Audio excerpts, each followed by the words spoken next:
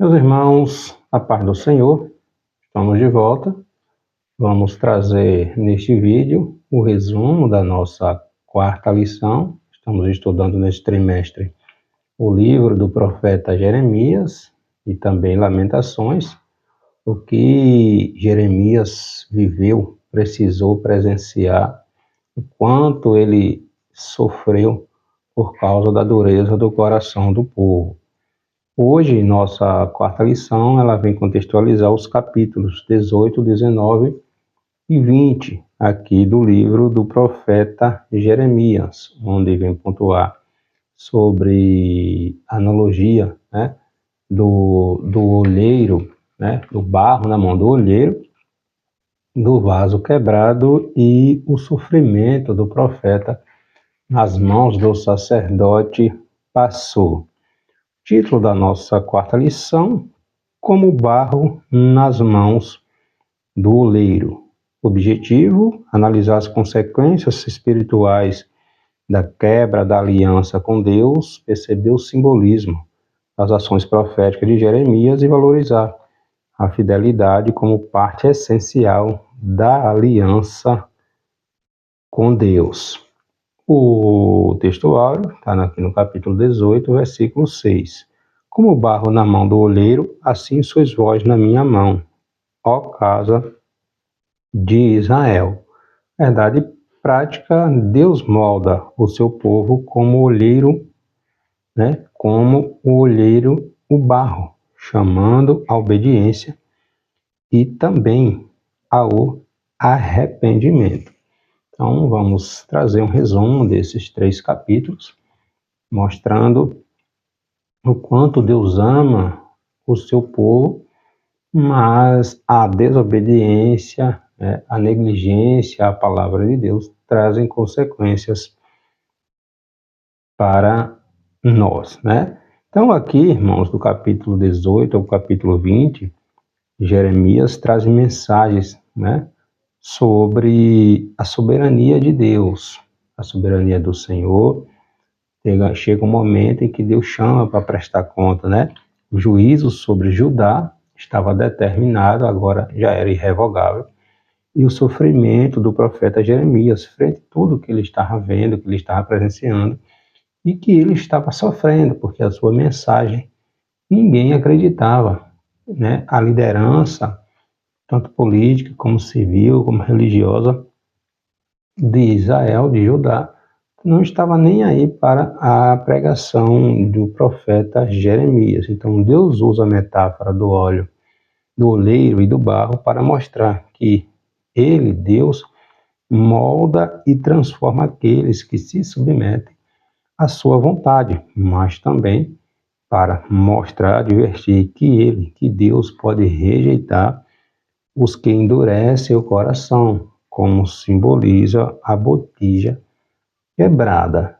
E já no capítulo 20, a gente vê o lamento do profeta Jeremias diante da perseguição, da prisão, das injustiças que o profeta precisou passar. Então, trazendo um resumão aqui resumindo em poucas palavras, esse primeiro capítulo, esse capítulo 18, trata do olheiro e do barro, Deus manda Jeremias ir à casa desse olheiro, onde ele vê, ele observa, ele fica atento aos movimentos, como o olheiro trabalha com o barro. Quando o vaso que está sendo amoldado ali na mão do olheiro, ele se estraga, o olheiro refaz conforme lhe agrada, Então, Deus usa essa imagem aqui do olheiro na mão, do barro, no vaso na mão do olheiro, para mostrar que Deus tem poder sobre Israel, assim como o olheiro tem sobre o barro.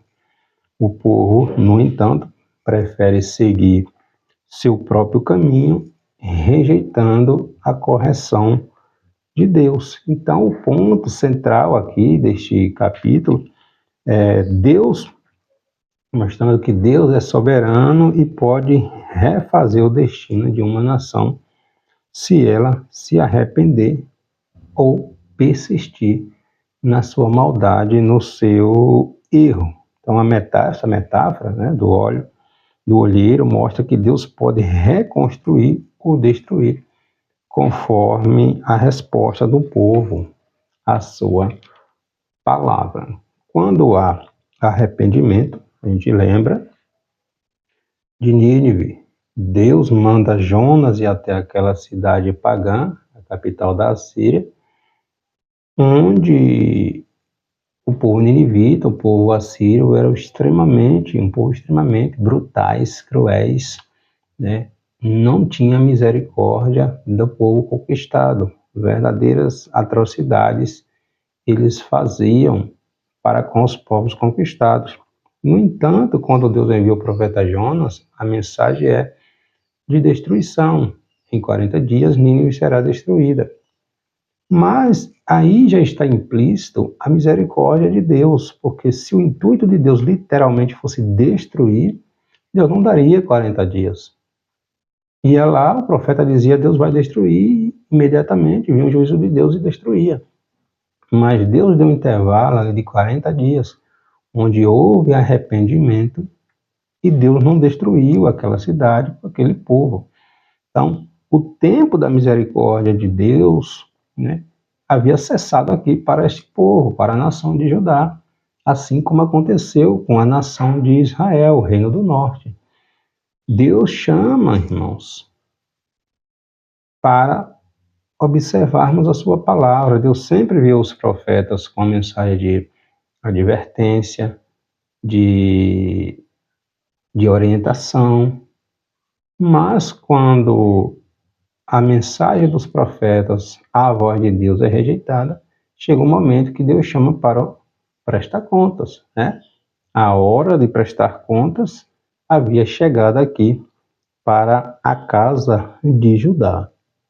Primeiro ponto da lição, desce a casa do olheiro, né? A importância de ouvir a palavra de Deus, a casa do olheiro e também, né, apenas o barro. O olheiro, ele é um artesão, né, que fabrica vasos e utensílios de cerâmica a partir do barro.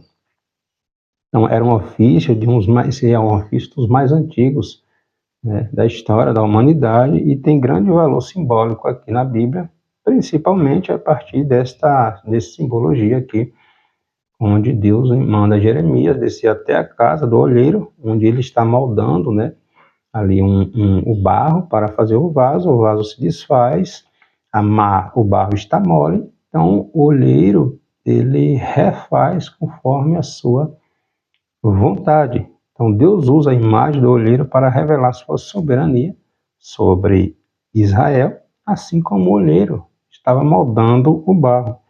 Então, nos ensina que Deus tem autoridade, né, irmãos, para edificar, transformar e disciplinar o seu povo. No capítulo 18, versículo 2, diz assim: Não poderei eu refazer de vós como fez este olheiro, ó casa de Israel. Diz o Senhor, eis que como barro na mão do olheiro, assim sois vós na minha mão, ó casa de Israel. Então, ao ordenar que Jeremias descesse à casa daquele olheiro, Deus lhe dá sinais, né?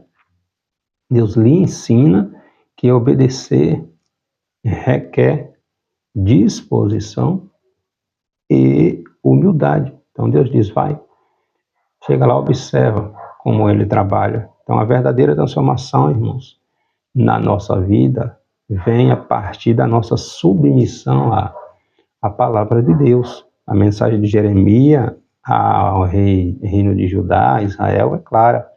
Se o povo se arrependesse, Deus o restauraria. Caso contrário, o juízo seria inevitável. O mesmo princípio se aplica na nossa atualidade, né? O coração endurecido impede que a vontade de Deus seja realizada na vida dessas pessoas, tornando-as como vasos rachados, incapazes de receber o que Deus deseja derramar sobre eles. na epístola escrita por Paulo aos Romanos, capítulo 1, a partir do versículo 18, está lá. O povo, as pessoas com o coração tão duro, tão avesso à vontade de Deus, à palavra de Deus, que Deus entregou as suas próprias paixões, os seus próprios prazeres mundanos. Porém, chegará um momento em que terá que lidar com os seus atos, entende? É o caso aqui da nação de Israel. Então, o versículo 6 diz: não poderei eu fazer de vós como fez este oleiro, ou casa de Israel. Diz o Senhor, Deus falando aqui através da boca do profeta Jeremias ao povo de Judá. Eis que como barro na mão do olheiro, assim sois vós na minha mão, ó casa de Israel. Então, na casa do olheiro, Jeremias observa esse processo que reflete a relação entre Deus e o seu povo. O olheiro, ele molda o barro com paciência, corrigindo, né, nos detalhes, as imperfeições, dando uma nova forma, né, quando necessário. Assim também Deus age com o seu povo. Deus, ele não descarta aqueles que falham, hipótese alguma, irmãos, mas transforma para que cumpra o seu propósito. Errar é humano, faz parte, mas o arrependimento tem que vir acompanhado, né? Se arrepender, confessar e deixar. Não existe na Terra um humano que não falhe, que não erre. Deus conhece as nossas limitações, as nossas fragilidades, entende? O profeta Paulo, ele vai falar, o apóstolo Paulo, ele vai falar que nós somos vasos de barro, mas dentro de nós habita, né, tem um tesouro com valor, com um tesouro tão extraordinário que não tem preço, e tão especial, precioso que é. Então, mesmo sendo de barros frágeis, limitados, o Espírito de Deus habita em nós. Então, este é o amor de Deus por nós. Mas quando endurece o coração, dá as costas para Deus, para a sua palavra, nós somos criaturas. E não tem como a criatura contender com o Criador. A criatura tem que obedecer aquele que lhe criou, que lhe formou. Então, esta rebeldia contra Deus, contra a palavra de Deus, que se iniciou, né, com Satanás, tomou o coração do homem, e hoje o homem quer sentir-se um Deus. Não admite ter que prestar contas, ter que se inclinar, ter que reverenciar um Deus poderoso. Então, esta atitude, né, miserável, deplorável da humanidade, vem desde os tempos antigos. O homem nunca, depois do pecado, nunca, por sua própria conta, sua própria vontade, veio em direção ao Senhor. Pelo contrário, sempre se distanciou. É Deus, na sua infinita misericórdia, no seu amor para com a humanidade, que vai até nós primeiro, irmãos. Entende? Então, o processo do olheiro exige habilidade e tempo. Da mesma forma, Deus trabalha na vida de cada um de nós, né, permitindo experiências que moldam o nosso caráter. Quando um vaso se quebra, o olheiro pode refazê-lo, mas se o barro endurecer, acaba se tornando inútil, né? Na olharia da vida cristã, Deus usa circunstâncias e provações para moldar os seus filhos. Aquele que resiste à sua vontade pode acabar quebrados, incapazes de serem usados para um propósito nobre, como é a vontade de Deus para cada um de nós. No versículo 10, aqui do capítulo 18, diz: se fizer o que é mal diante de mim, para não dar ouvido à minha voz, então me arrependerei do bem que tinha dito, que eu beneficiaria. Quando a gente traz essa expressão, me arrependerei, é o Senhor lamentando, né, as atitudes que o homem está tomando. Então, assim, o barro por si só não tem valor, mas na mão do olheiro pode se tornar um vaso útil. Assim como Paulo fala, né? Esse processo inclui purificação, amassamento, moldagem, secagem e queima no forno. Da mesma forma, Deus purifica, né? Disciplina, transforma aqueles que o seguem, tornando-se instrumentos eficazes nas suas mãos, né? Então Israel acreditava que sua posição como povo escolhido, como primogênito do Senhor, tornava-o intocável. Mas Deus deixa claro que não é bem assim, né? Se o povo persistisse no pecado, enfrentaria o juízo. O João Batista, lá no Novo Testamento, quando ele está pregando no deserto, ou batizando, os fariseus vai até João Batista perguntar com que autoridade, ou no nome de quem, ou por que ele batiza, achando que, por ele ser descendente de Abraão, no caso os fariseus, os escribas, né, os saduceus, por ele ser descendente de Abraão, estavam salvos. João Batista diz, não é assim não, né? O machado está posto ao pé da árvore. A árvore que não der bom fruto será arrancada, será cortada. E João Batista vai ainda e diz, até dessas pedras Deus pode fazer filho de Abraão. Não é porque vocês são descendentes de Abraão que estão livres, né? Pode fazer qualquer coisa não, né? Então a metáfora do barro também nos ensina que ninguém é autossuficiente. Sem Deus somos frágeis, sem propósito, mas em suas mãos podemos ser usados para a honra, glória e louvor do seu nome. O segundo ponto da nossa lição fala sobre a botija quebrada, né?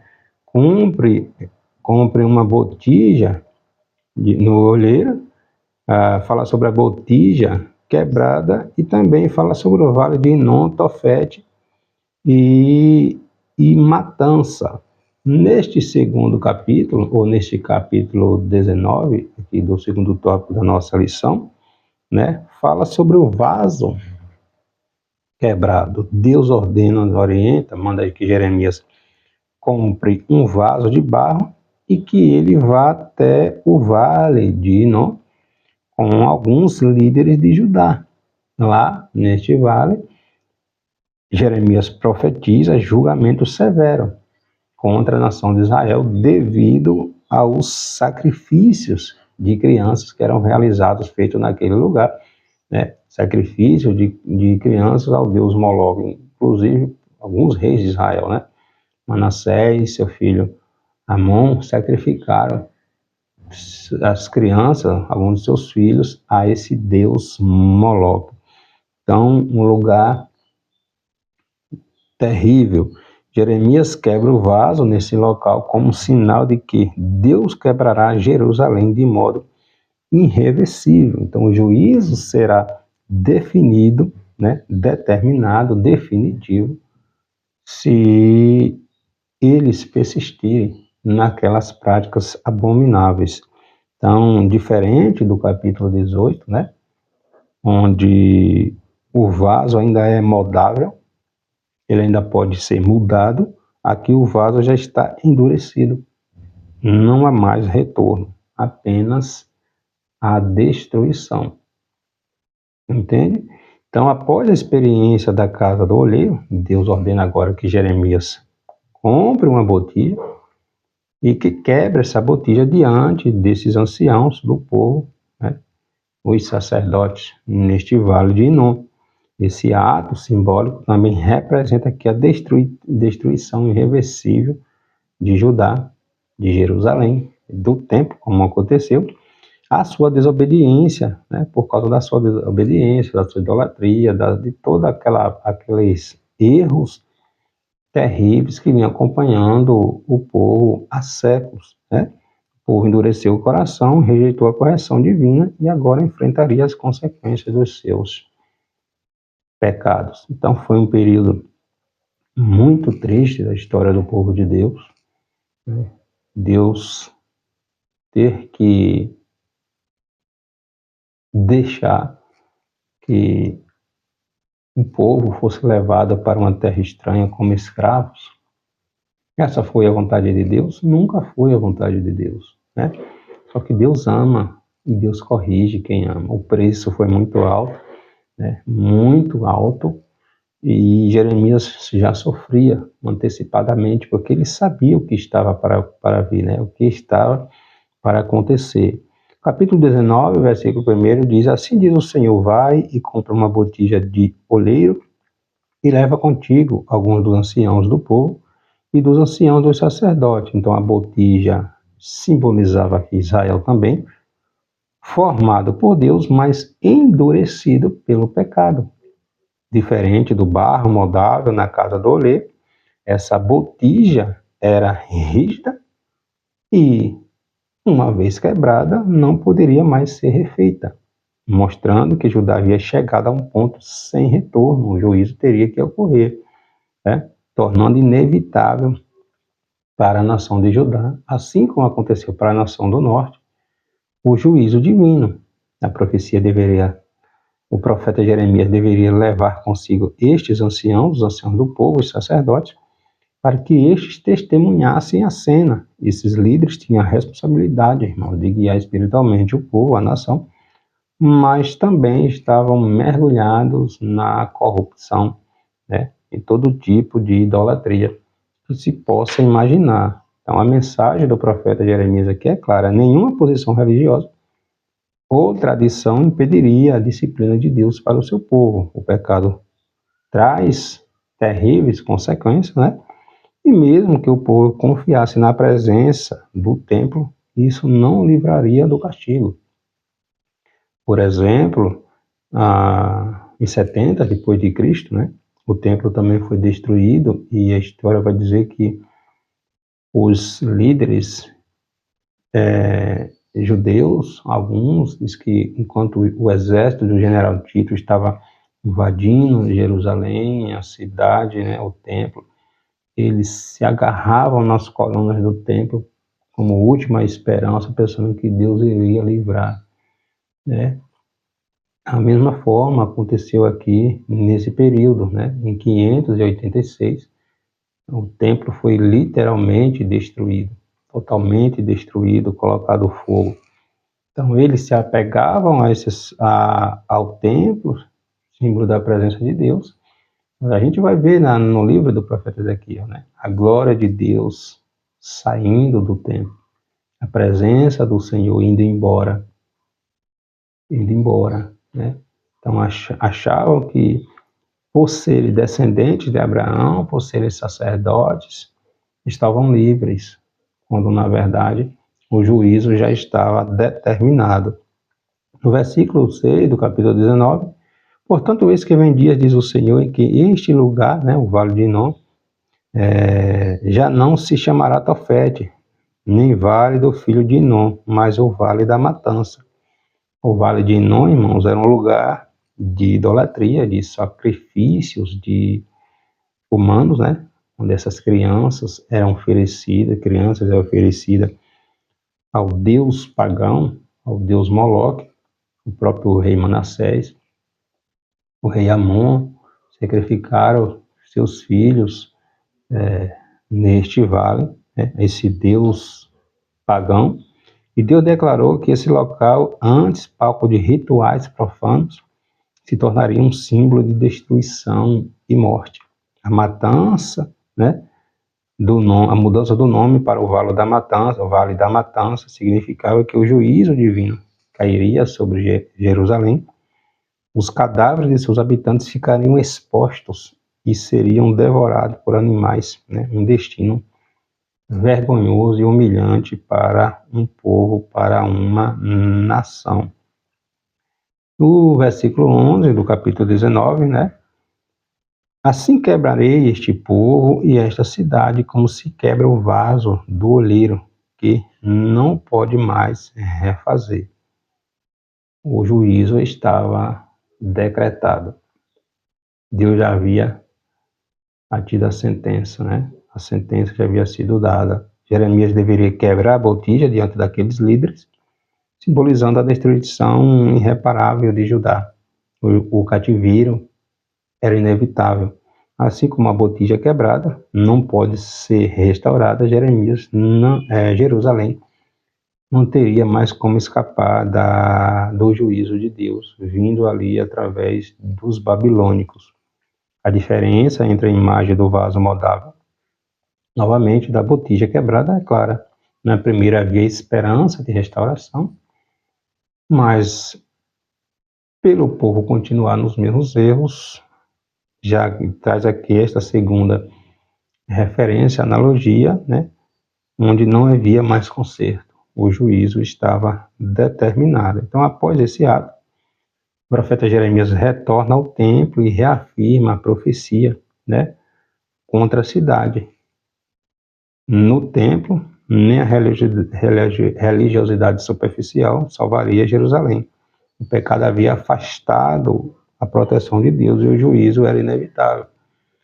E Jeremias era acusado de estar a favor dos babilônicos, quando Jeremias diz que se ele se submetesse, né, aos babilônicos, muitos poupariam as suas vidas, não precisariam, né, morrer. Mas isso era tido por alguns, né, pela liderança, como se Jeremias tivesse se vendido, tivesse sido comprado, né, estivesse a favor dos babilônicos, quando na verdade o profeta já sabia o que estava para ocorrer, para acontecer, já via literalmente, né, o que aconteceria com a sua terra natal, com seu país, com os seus irmãos. E finalizando o terceiro tópico, a prisão no tronco, irmãos. A prisão de Jeremias, desabafo do profeta e confiando na justiça. Jeremias confiando na justiça divina. Então, esse capítulo 20, aqui o terceiro tópico da nossa lição, fala do sofrimento do profeta. Jeremias, ele é açoitado e preso pelo sacerdote Passu, ele é preso ali no tronco, né, amarrado no tronco, ali à vista de todos, por causa das suas profecias. Após ser solto, Jeremias profetiza agora a desgraça, a destruição que viria sobre Passu e sua família. Em seguida, Jeremias expressa, né, a sua angústia, o quanto ele sofria, né, a sua angústia pessoal, irmãos, o desejo, né, de já parar de profetizar, mas a palavra de Deus, ele fala, é como fogo em seus ossos. Jeremias lamenta o dia em que nasceu e mostra a sua luta interna. Jeremias sofreu demais, irmão, por isso é conhecido, é chamado como o profeta das lágrimas, o profeta das lamentações. O chamado profético traz dor, traz rejeição, né, conflitos internos. Mas a palavra de Deus, a voz de Deus não pode ser silenciada, né? Então, muito do que a gente vê hoje que diz que é, mas não é. Os verdadeiros profetas do Senhor sofrem, irmãos. Sofrem. Existe uma vida de renúncia, de compromisso. É o a sós com Deus, que nem todo mundo suporta, né? Jeremias mostra que ser fiel a Deus pode custar caro, emocional e fisicamente, né? Mas é impossível negar a missão divina na nossa vida. É extraordinário ter esse particular com Deus. Mas somos humanos, né? Lembra de profeta Elias? O homem que diz, desça fogo do céu e consuma você e seus 50, e 3 equipe de um capitão e mais 50 homens foram devorados pelo fogo do céu, porque o profeta disse. Foi o profeta que profetizou que em 3 anos não choveria sobre o reino de Israel. E não choveu. Foi o profeta que disse: desça fogo do céu, desceu fogo do céu e consumiu todo o holocausto. Consumiu a água, consumiu as cinzas, consumiu a oferta, consumiu até as pedras que fez o holocausto.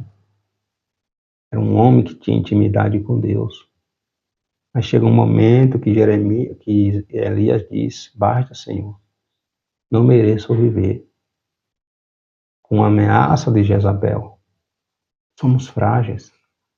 É por isso que Deus usa essa analogia aqui. Somos barros na mão do oleiro, na mão do Senhor.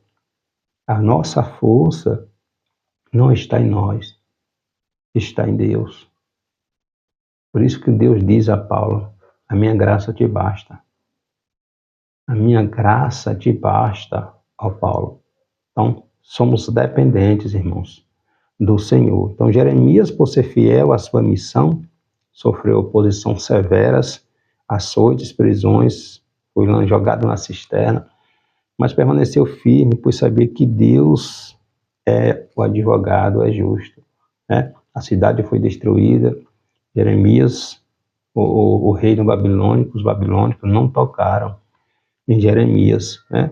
No capítulo 20, versículo 2, diz: então feriu Passu ao profeta Jeremias e o meteu no tronco que estava na porta superior de Benjamim, da casa do Senhor. No dia seguinte, Passu tirou Jeremias do tronco. Então, Passu era um sacerdote, né, chefe de segurança do templo, e reagia com violência às mensagens, às profecias de Jeremias.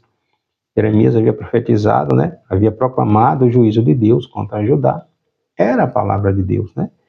E comparando a nação a uma botija, como nós vimos no capítulo 19, né? Uma botija quebrada. Como resposta, Passu mandou castigar Jeremias com açoites, prender num tronco, expondo o profeta ali à humilhação pública, à fome, sendo açoitado por por dizer a verdade, né? No versículo 7 do capítulo 20, o desabafo de Jeremias: persuadiste-me, ó Senhor, persuadido fiquei, mais forte foi do que eu e prevaleceste. Sirvo de escárnio todo dia, cada um deles zombam de mim. Então, chega um momento aqui que o profeta diz: basta, Senhor,